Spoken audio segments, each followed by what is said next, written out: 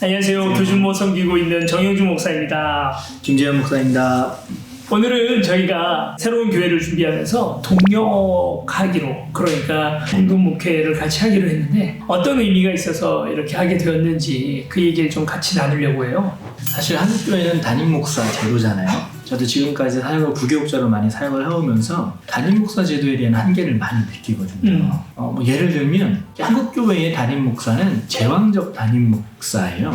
이거를 성도들도 원하고 목사도 그 권위를 포기하지 않아요. 그러다 보니까 교회에서 담임 목사의 권위가 엄청나게 크거든요. 근데 그 속에서 느껴지는 건 담임 목사님도 감당하기 힘든 짐을 지고 있는 것이고 성도님들도 목사님의 역량에 넘치는 수준을 또 요구한다는 거죠. 이렇다 보니까 이 담임 목사 제도에 대한 한계가 분명히 드러나는 거고, 또 얼마 전에 한국교회에서 굉장히 큰 이슈가 되었던 세수의 문제도 담임 목사 제도와 연결돼서 큰 문제를 만들고 있는 것이 아닌가라는 생각이 들거든요. 제가 처음 신앙생활을 처음 배울 때 동업하지 말라는 이야기를 들었었어요. 이제 어딘가 찾아봤더니 고린도후서 6장에 보면 이방인들과 이득을 같이 취하는 동업의 형태를 가지지 말라는 얘기가 나와요. 이제 이걸 가지고 동업하지 말라, 그리고 더 확장되어서 공동목회하지 말라는 이야기까지 들은 적이 있어요. 이런 이야기 때문인지 모르겠지만 사실 교단 안에서도 공동목회에 대해서 받아들이지 않고 있는 게 현실이거든요. 장로님 어때요? 장로교도 서울 드림교회라고 하는 교회가 있습니다. 신도배 목사님 그리고 김여우수아 목사님 두 분이 공동목회를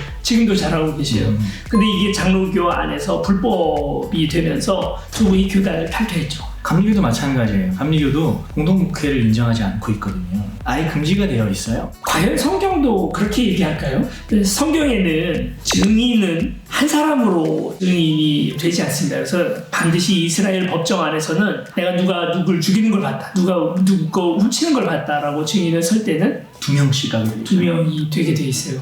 예수님도 그래가지고 증인들을 보낼 때 제자들을 두 명씩 짝지어서 보내잖아요. 그렇죠. 나중에 사도들도 바울과 바나바 둘이 이제 싸우고 깨졌을 때도 바울과 실라 그리고 그렇죠. 바나바와 마가 이렇게 둘씩 다니게 돼 있거든요. 둘이 원래 공동 목회를 하는 게 글쎄요, 이게 좀 너무 오버한 해석일지 몰라도 성경적이다. 근데 현실적인 문제는 있어요. 둘이 이제 같이 목회를 하면 싸우게 되죠. 그 둘의 의견 때문에 싸우는 것도 있지만 또 동시에 성도님들에 의해서 갈라지는 경우도 분명히 있어요. 어떤 분이 와서 얘기를 한다고요. 네. 김지현 목사님 설교가 너무 좋아요. 정영준 목사님 설교 너무 길어, 싫어. 이렇게 하면 마음이 그럴까?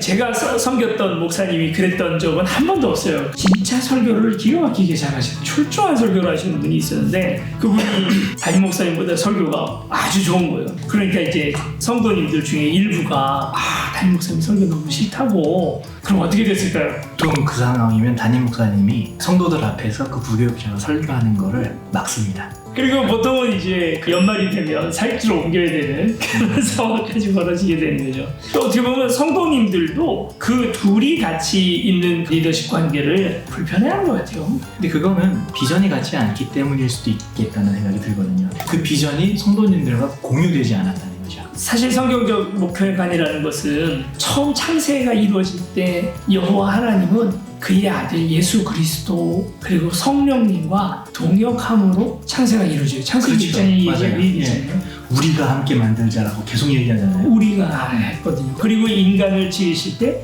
당신의 동역자로 동참시키신단 말이죠. 맞아요. 우리가 지은 이 세상을 너희가 우리를 대신하여 다스리게 하자라는 목표로 인간을 만드시거든요. 항상 혼자 하지 않아요. 저는 이제 가장 기근한 예가 삼손과 다윗의 이야기라고 생각해요. 이스라엘의 아주 위협적인 존재가 해양 민족이었던 블레셋이었는데 블레셋이 점점 커지면서 블레셋을 억누르는 영웅, 그러니까 사사 삼손이 나타나죠. 성경 전체에서 영웅들 중에 가장 힘센 사람은 삼손입니다.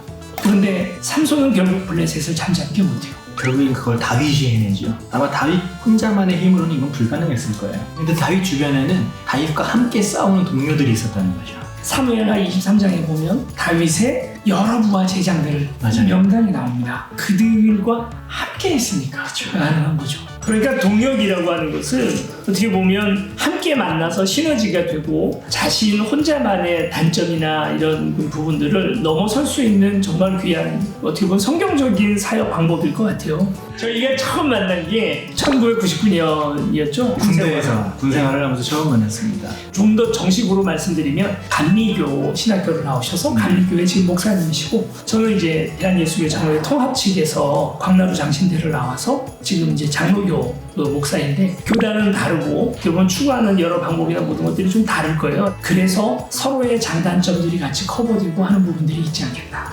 저랑 잘 맞으세요? 피곤합니다.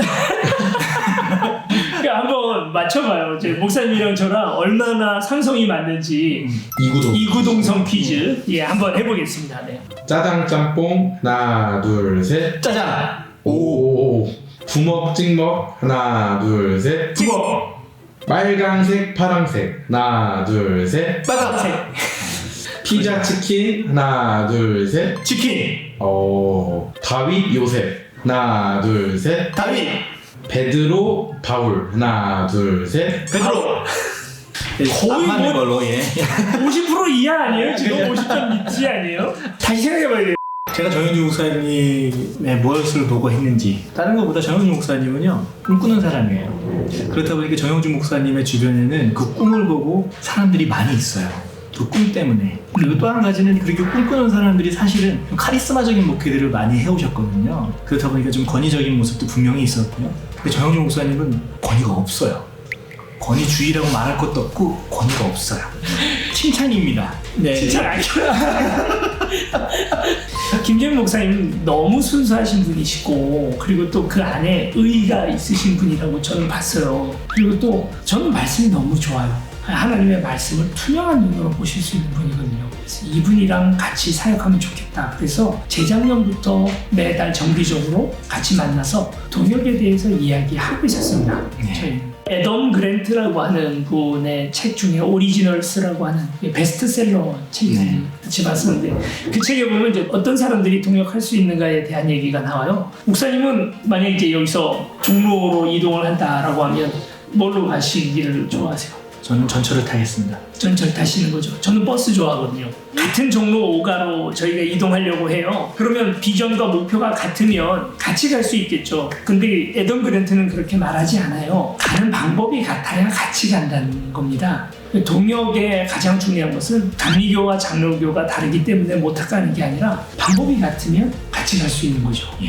저는 또 다르기 때문에 같이 갈 수 있다고 생각해요. 오히려 더 풍성해질 수 있는 밑거름이 될 수 있는 거죠. 그리고 여기서 동역하면서 굉장히 중요한 건 동역의 시스템 안에서는 완전한 오픈이 이루어져야 되지 않을까라는 생각이 들어요. 저희는 다르지만 제발 저희를 비교하지 말아주셨으면 좋겠어요. 김재현 목사님이 더 잘생겼어요. 정혜준 목사님 그건 맞아.